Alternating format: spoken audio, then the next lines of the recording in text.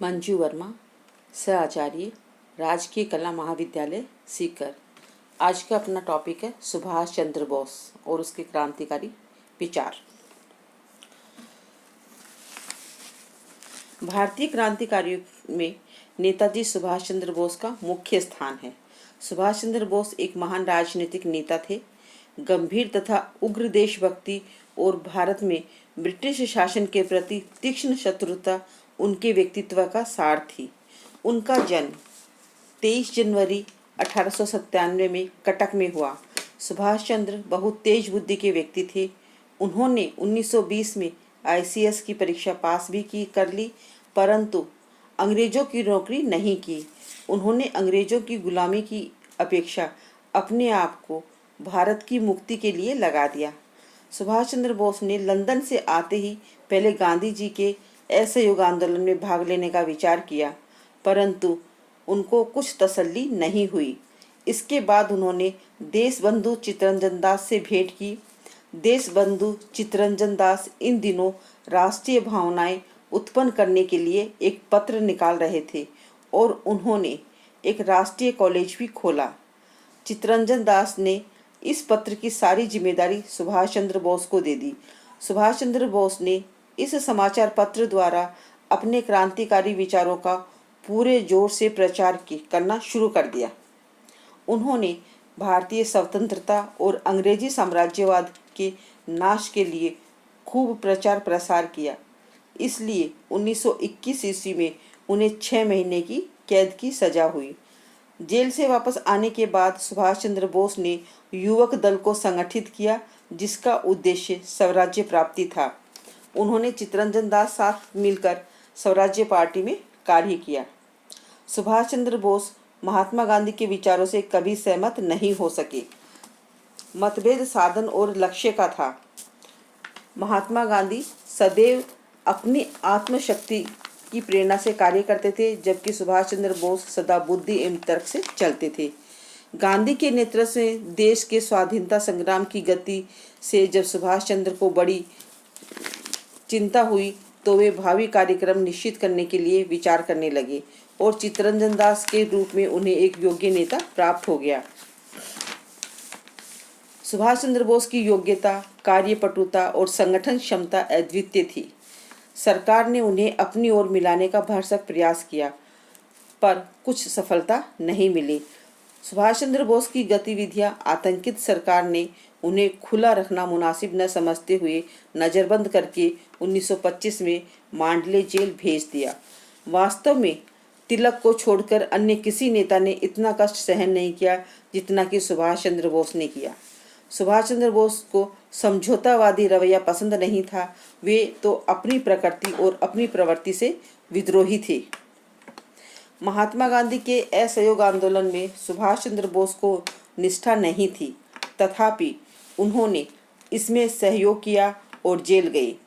पर जब 1934 में गांधी जी ने आंदोलन को वापस ले लिया तो सुभाष चंद्र बोस ने बड़े क्षुब्ध किंतु आक्रोश भरे शब्दों में कहा, हमारा यह स्पष्ट मत है कि राजनीतिक नेता के रूप में गांधी जी असफल रहे हैं। 1938 में उन्हें हरिपुरा कांग्रेस का सभापति निर्वाचित किया गया। कांग्रेस के अनेक नेताओं से उनका तीव्र मतभेद रहा।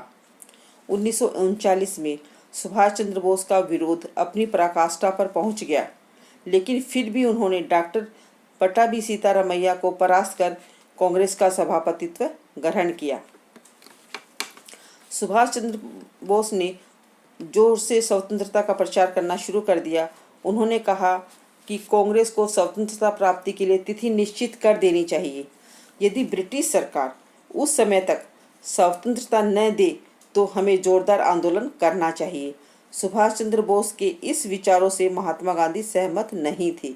इसीलिए अगले वर्ष जब सुभाष चंद्र बोस कांग्रेस के प्रधान पद के लिए दोबारा खड़े हुए तो उन्होंने उनका घोर विरोध किया और उनके मुकाबले में पट्टाभी सीतारामैया का प्रधान बनाने का यत्न किया, परंतु महात्मा गांधी को सफलता नहीं मिली और सुभाष चंद्र बोस दोबारा प्रधान चुने गए।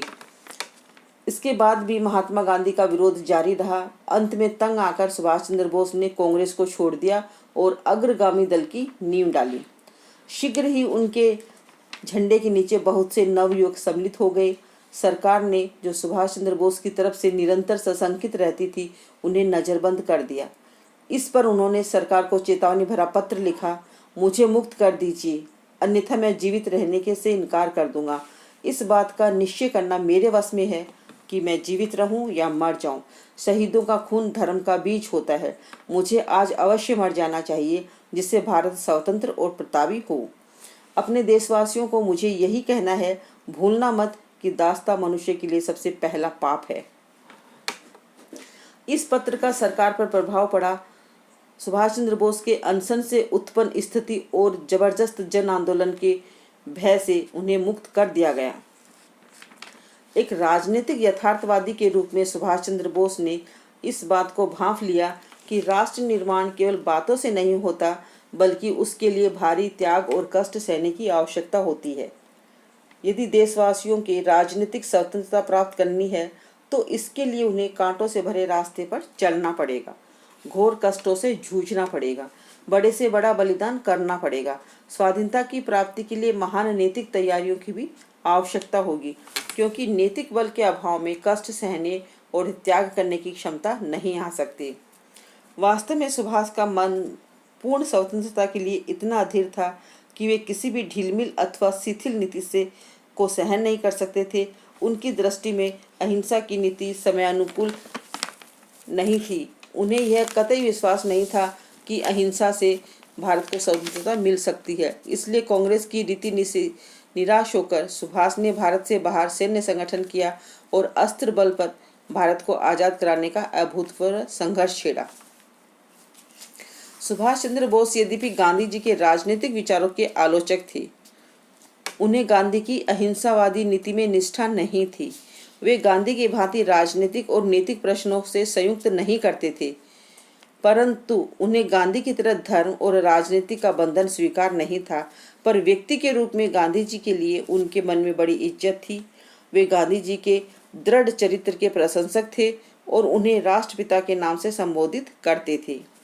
देश के लिए गांधी के अथक परिश्रम, गांधी के हृदय की भक्ति, गांधी की दृढ़ इच्छा शक्ति के सम्मुख वे नतमस्तक थे।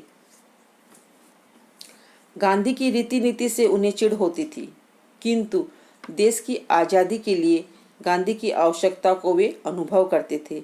हरिपुर कांग्रेस अधिवेशन में अपने अध्यक्षीय भाषण में उन्होंने कहा था, भारत गांधी को खोना नहीं चाहता और विशेषकर इस समय हमें उनकी आवश्यकता है ताकि हमारा संघर्ष घृणा और द्वेष से मुक्त रहे। हम आज़ादी के लिए उनकी आवश्यकता अनुभव करते हैं। इससे और अधिक क्या कहें, हमें मानवता की रक्षा के लिए उसकी आवश्यकता है। सुभाष चंद्र बोस गांधीवादी राजनीतिक विचारों तथा कार्य पद्धति के आलोचक थे, क्योंकि वे समझते थे कि गांधी जी में राजनीति को उसके अपने स्तर पर समझने का प्रयत्न नहीं किया जाता। वे स्वयं लिखते हैं, हमें सम्राट का जो देह है वह सम्राट को देना है।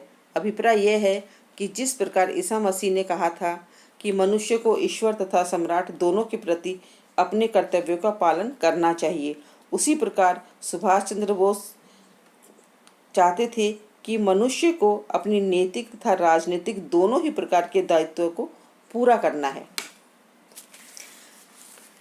गांधी जी ने 1931 में लंदन में द्वितीय गोलमेज सम्मेलन के अवसर पर अपनी नीति जिस नम्रता और खुले हृदय से सबके सम्मुख खोलकर रख दी थी, वह सुभाष चंद्र बोस को पसंद नहीं आई। उनका विचार था कि गोलमेज सम्मेलन में गांधी जी को राजनीतिक शक्ति के स्वर में बोलना चाहिए था। बोस ने लिखा है, इसके विपरीत यदि महात्मा गांधी अधिनायक स्टालिन, ड्यूस, मुसोलिनी अथवा फ्यूरर हिटलर की भाषा में बोलते तो जॉन बुल उनकी बात को समझना और श्रद्धा से अपना सिर झुका लेता। वे इस सिद्धांत को स्वीकार करते थे कि मनुष्य को राजनीतिक परिस्थितियों की आवश्यकता का सामना करने के योग्य बनना चाहिए। मीर सादुल सिंह के अनुसार श्रीयुत बोस में भारत का डी वेलेरा यानी आयरलैंड का प्रख्यात लीडर बनने की क्षमता विद्यमान थी। उसमें भी देश के हित के लिए निष्ठा और त्याग के प्रतिरोध की वही क्षमता और वही दृढ़ संकल्प था जैसा कि उस समय महान आयरिश नेता डी वेलेरा में विद्यमान थी। सुभाष चंद्र बोस चरित्र की उस निर्मलता और साहस के प्रतीक थे जिनका दावा अन्य कोई भारतीय नेता नहीं कर सकता था। नेक्स्ट है राजनीतिक विचार। सुभाष चंद्र बोस के जीवन तथा दर्शन में जो परिवर्तन हुआ वह बहुत रोचक है। उन्होंने एक आध्यात्मिक आदर्शवाद के रूप में अपना जीवन प्रारंभ किया और अंत में राजनीतिक यथार्थवादी बन गए। उन्हें राजनीतिक तथा नैतिक प्रश्नों को मिश्रित करना पसंद नहीं था। वे गांधीवादी राजनीतिक विचारों तथा कार्य पद्धति के आलोचक थे, क्योंकि वे समझते थे कि गांधीवाद में राजनीति को उनके अपने स्तर पर समझने का प्रयत्न नहीं किया जाता। नेक्स्ट है साम्राज्यवाद के प्रति संघर्ष की भावना। 12 वर्ष की आयु से उन्होंने साम्राज्यवाद के विरुद्ध संघर्ष प्रारंभ कर दिया। पिता के आग्रह से ICS में तो बैठे, परंतु उन्होंने ब्रिटिश सरकार की नौकरी स्वीकार नहीं की। सुभाष चंद्र बोस साम्राज्यवाद को अभिशाप मानते थे। साम्राज्यवाद अत्याचार, शोषण व अमानवीय प्रवृत्ति पर टिका होता है।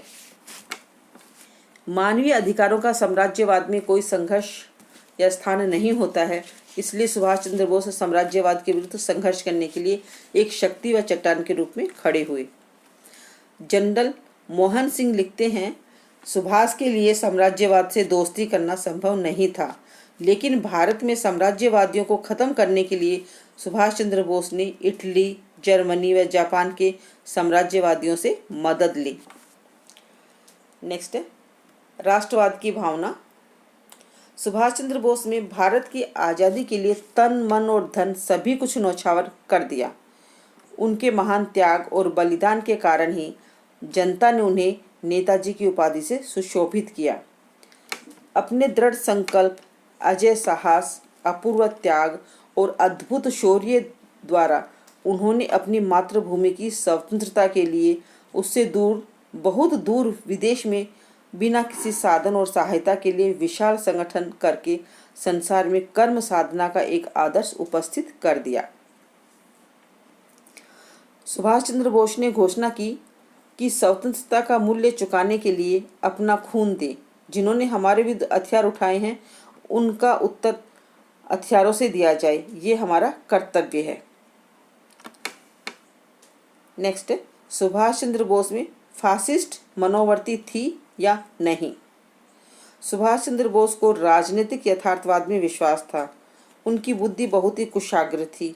उन्होंने स्वीकार किया कि भारतीय स्वाधीनता के पक्ष में सहानुभूतिपूर्ण विश्वव्यापी लोकमत तैयार करने के लिए विदेशों में प्रचार करने की आवश्यकता है। इस प्रकार वे देश के बाहर भारत के लिए मित्रों की खोज करने में विश्वास करते थे। इस बात से इनकार नहीं किया जा सकता है कि सुभाष चंद्र बोस के मन में फासिस्टवादी अधिनायकों के सबल तरीकों के प्रति भावनात्मक झुकाव था। 1934-35 में सुभाष चंद्र बोस ने अपनी पुस्तक भारतीय संघर्ष में लिखा है कि मुसोलिनी एक ऐसा व्यक्ति है जिसका आधुनिक यूरोप की राजनीति में विशेष महत्व है। 1931 में गांधी ने इटली की यात्रा की और मुसोलिनी से भेंट की। इसको सुभाष चंद्र बोस ने बहुत ही महत्वपूर्ण माना। उन्होंने लिखा है, गांधी जी ने इटली की यात्रा करके महान सार्वजनिक सेवा की है। खेद की बात केवल यह है कि वे वहां और अधिक नहीं ठहरे तथा अधिक निजी संपर्क कायम नहीं किए। अपनी पुस्तक भारतीय संघर्ष के भविष्य की एक झलक नामक अध्याय में सुभाष चंद्र बोस लिखते हैं, कम्युनिज्म तथा फांसीवाद के बीच के वैषम्य के बावजूद कुछ ऐसी विशेषताएं हैं जो दोनों में सामान्य रूप से विद्यमान है। कम्युनिज्म तथा फांसीवाद दोनों व्यक्ति के ऊपर राज्य की सर्वोच्चता में विश्वास करते हैं, दोनों संसदीय लोकतंत्र की निंदा करते हैं, दोनों को दल के शासन में विश्वास है। सुभाष चंद्र के पक्ष में यह कहा जा सकता है कि उनके मन में भारत को ब्रिटिश साम्राज्यवाद की लौह श्रृंखलाओं से मुक्त करने की जो तीव्र छटपटाहट थी, उसी से कम कुछ अंशों में उन्हें फांसीवाद विचारों का समर्थक बना दिया। इससे आगे अगले व्याख्यान में बताया जाएगा।